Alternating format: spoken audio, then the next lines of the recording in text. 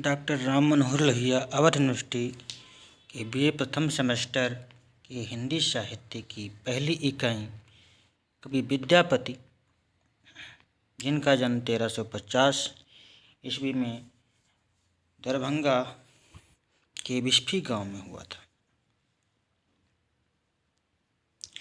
आदिकालीन कवि हैं। इनके गुरु का नाम पंडित हरि मिश्र था। राजा शिव सिंह रूपनारायण व कीर्ति सिंह के आश्रय में रहकर की रचनाएं की। इनकी रचनाएं कीर्तिलता, कीर्ति पताका व पदावली है।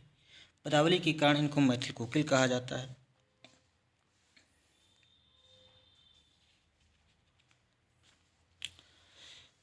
आपके सिलेबस में सबसे पहले राधा की वंदना मिलती है। देख देख राधा रूप अपार। राधा के अनुपम सौंदर्य की ओर इशारा करते हुए कवि विद्यापति कहते हैं कि देखो देखो राधा के अनुपम सौंदर्य की ओर देखो। अपरूप के भी आने मिलाओल खिति तल लावन सार। राधा के सौंदर्य को देखकर ऐसा लगता है कि मानो विधाता ने, अपरूप के भी यानी विधाता ने उस अपूर्व सौंदर्य का निर्माण करने के लिए पृथ्वी तल के समस्त सौंदर्य को एकत्रित कर दिया है। अंग ही अंग अनंग मुरझायत हेरे पड़े अधीर।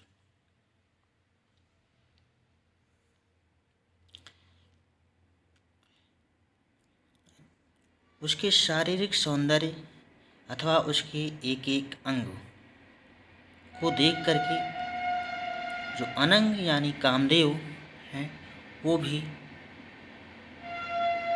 मूर्छित हो जाते हैं। कहने का भाव यह है कि राधा के अनुपम सौंदर्य को देखकर सौंदर्य का देवता कामदेव भी व्याकुल हो उठता है। मनमथ कोटि मथन करुजे जन से हेरी मही मधेगिरी। मनमथ कोटि करोड़ों कामदेव को लजाने वाले श्री कृष्ण भी उस राधा को देख करके और मूर्छित हो जाते हैं। कत कत लक्ष्मी चरण तल न्यो छे रंगीन हेरी हो।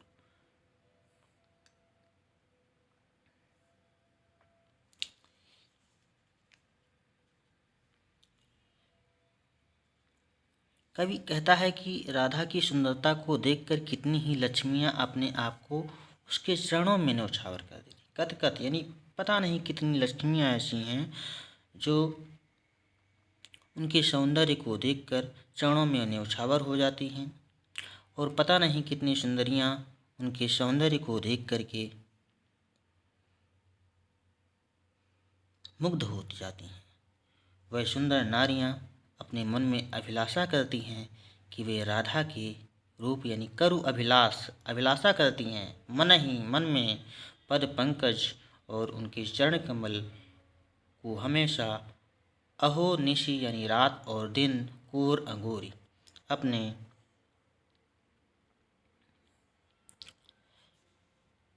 गोदी में रखना चाहती हैं। उनके चरण कमलों को हमेशा अपनी गोदी में रखना चाहती हैं। देख देख राधा रूप अपार। कवि कहता है कि देखो देखो राधा का रूप कितना अपूर्व है।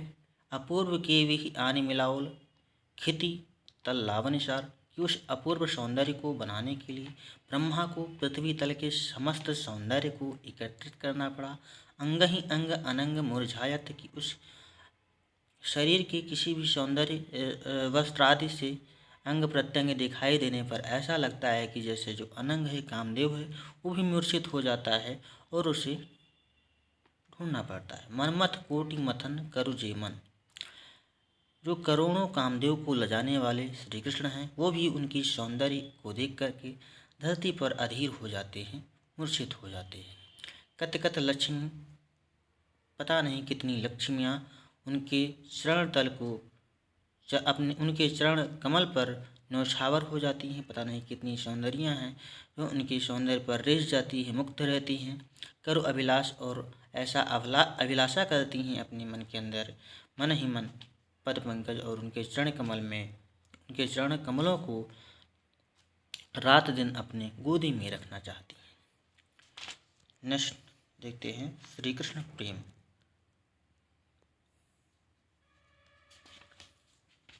जहि जहि पग जुग धरई। श्री कृष्ण कहते हैं कि वह जहाँ जहाँ पर अपने दोनों चरण रखती हैं तहि तहि सरोरुह झरई, और वहाँ वहाँ से कमल पुष्प झड़ते हैं। जहि जहि झलकत अंग, और जहाँ जहाँ उनके अंग प्रत्यंग दिखाई देते हैं तहि तहि बिजली तरंग, और वहाँ से ऐसा लगता है कि मानो बिजली की तरंगें निकल रही कि हेरल अपरूप गौरी। मैंने उस अद्वितीय सौंदर्य वाली रमणी को क्या देखा तो मेरे हृदय में प्रवेश कर गई कि हेरल अपरूप गौरी। उस अपूर्व सौंदर्य वाली स्त्री को मैंने देखा कि पैठल ही मधुमोरी, ऐसा लगता है कि वो मेरे हृदय में प्रवेश करेगी, वो मेरे हृदय में वास कर लिया हो। जही जही नयन विकास, और जिधर जिधर उसने जहाँ जहाँ उसके नेत्र विकसित हुए नेत्रों से देखा, उधर उधर ऐसे लगता है, वहाँ वहाँ ऐसे लगता है कि जैसे कमलों पर प्रकाश फैल गया हो। जहाँ लहू हास संचार, और जहाँ तक वह मुस्कान बिखेरती है तहीं तहीं अमी विकार, और वहाँ वहाँ ऐसा लगता है कि जैसे अमृत की वर्षा हो रही हो। जहाँ जहाँ कुटिल कटाक्ष, और जहाँ जहाँ अपने नेत्रों से कटाक्ष भाव से देखती है ततहीं मदन सरलाख, वहाँ ऐसे लगता है कि मानो मदन यानी कामदेव लाखों बाण छोड़ रहे हो। हरित से धन थोर अब तिन भुवन अघोर, उसको ढूंढते हुए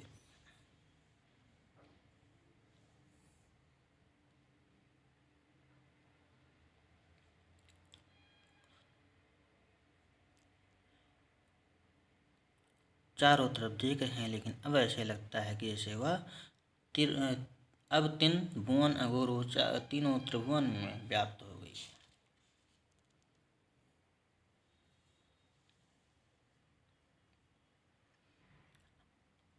पुण्य किए दर्शन पाव, अब केवल पुण्य कर्मों के द्वारा ही उसके दर्शन को प्राप्त किया जा सकता है। अब मोहि इत दुख जाप, अब मुझे उसका दर्शन दोबारा नहीं हो सकेगा। यह दुख मन अंदर ही अंदर बना हुआ है। कई विद्यापति कहते हैं कि तो गुण देहब आने, कि हे कृष्ण, श्री कृष्ण, मैं जानता हूँ कि तुम्हारे गुण ही उसे तुम्हारे पास ला कर देंगे। कहने का भाव यह है कि श्री कृष्ण के गुणों से प्रभावित होकर उसके पास चली जाएगी।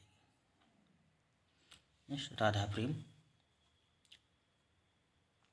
इसमें राधा सखी से कहती हैं कि हे सखी, ए सखी पेखल एक कपरूप, की हे सखी, मैंने एक अपूर्व सौंदर्य वाला पुरुष देखा है, सुनहत मानवी सपन स्वरूप, और उसको आप सुनोगी तो उसे स्वप्न की बात मानोगी। कमल जुगल पर चांदक माला, दो चरण कमलों पर उसके चंद्रमाओं की माला थी। उस पर तरुण तमाल वृक्ष उत्पन्न हुआ था। किताब पर उपजत तरुण तमाला, जिसके ऊपर तरुण तमाल वृक्ष उपजा हुआ था। किताब पर बेढल बिजली लता, उसके ऊपर विद्युत रूपी लता लिपटी हुई थी। ऐसे नायक श्री कृष्ण कालिंदी तट धीरे चले जाता, ऐसे नायक श्री कृष्ण कालिंदी के तट पर धीरे धीरे चले जा रहे थे। शाखा शिखर शोधाकर पाती, फिर शाखा के अग्रभाग यानी हाथ की उंगलियों में चंद्रमाओं की पंक्ति अर्थात नख की पंक्ति थी। ताहि पद पल्लव अरुणक माज, और उस पर अरुण की शोभा से युक्त नौ पल्लव स्थिर होकर वास करता था। विमल बिंब फल जुगल विकास, और उसके स्वच्छ दो बिंबा फल यानी ओष्ठ थे, बिंबा फल के समान दो ओष्ठ थे। तापर कीर थीर करुबास, उसके ऊपर तोता यानी नाग स्थिर होकर वास करता था, अर्थात मनमोहक मनमोहन की नाक तोते के चोंच के समान पतली थी। तापर चंचल खंजन जोर और उसके ऊपर दो खंजन पक्षी, दो आंखें थीं जिनके ऊपर घूम कर ये तापर सांपिनी झापल मोर, उसके ऊपर दोनों तरफ ऐसे लगता है कि जैसे नागिन या अलक राशि ने ढक लिया हो। ए सखी रंगीन करल न्यास, हे रंगिणी सखी अब निशान हैरत पुन मोर हर ज्ञान, कि सब निशान मैंने तुम्हें कह सुनाए। ऐसे सुंदर नायक को देखते ही मेरा ज्ञान लुप्त हो गया।